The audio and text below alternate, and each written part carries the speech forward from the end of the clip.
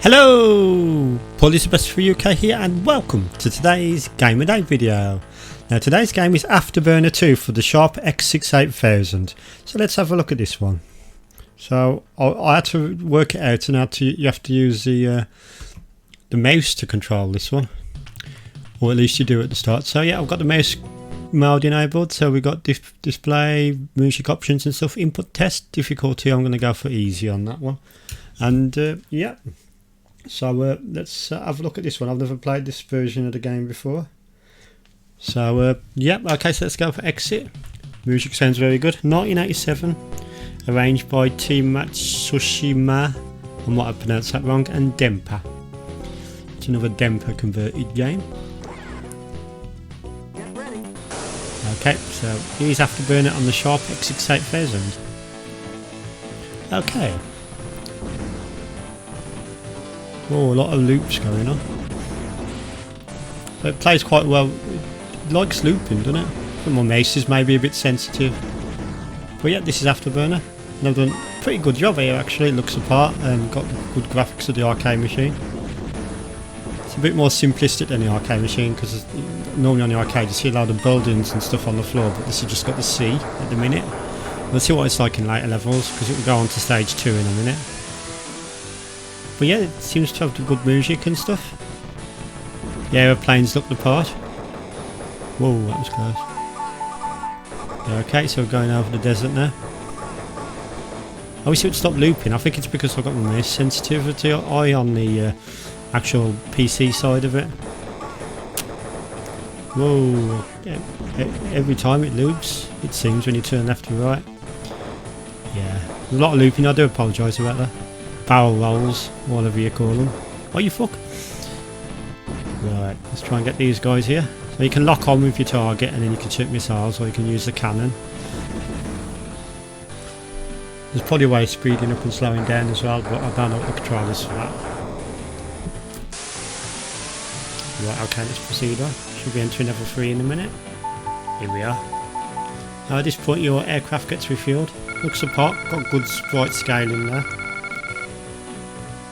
So yeah, we keep going, progress on. Going for the night now.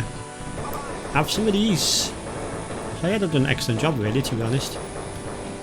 The Afterburner was obviously a really fast coin-up machine. Some of them are stand-up coin-up machines and some of them are hydraulic, where you sit in them and then they like sort of bank left and right, up and down as you move the throttle lever, which would have been a cool experience. I never played on one of them. I would love to at some point. Oh, you fuck!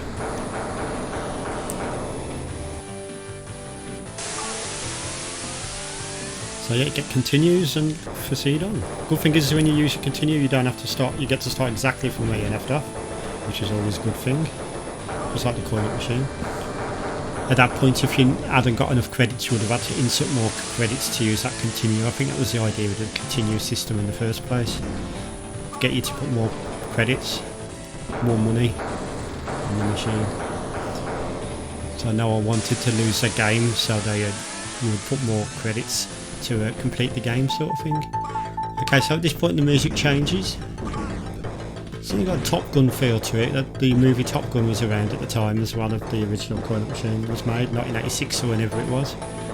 For the first game, that is. Afterburner 2 is very similar to the first game, except for you've got the throttle controls. Don't think there's that many more differences, to be honest. Sounds quite good on the SHARP system, the music. Not quite as polished as the arcade, of course. But... oh, you fuck! You're straight into the bushes and stuff.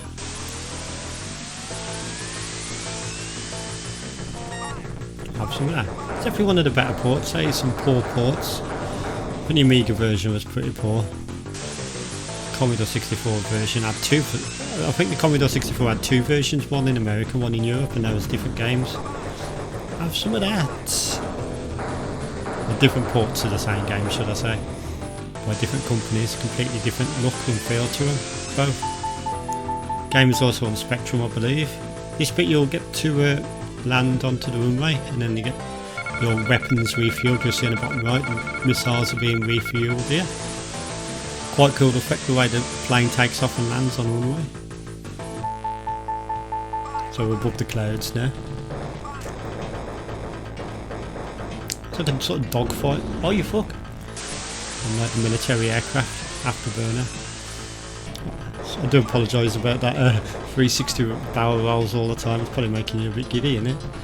I just hope I don't have motion sickness for my video. So yeah, that was a quick look at Afterburner on the SHARP X68000, and I'm going to give this one a nice 8 out of 10. I've done an excellent job. So thank you for watching.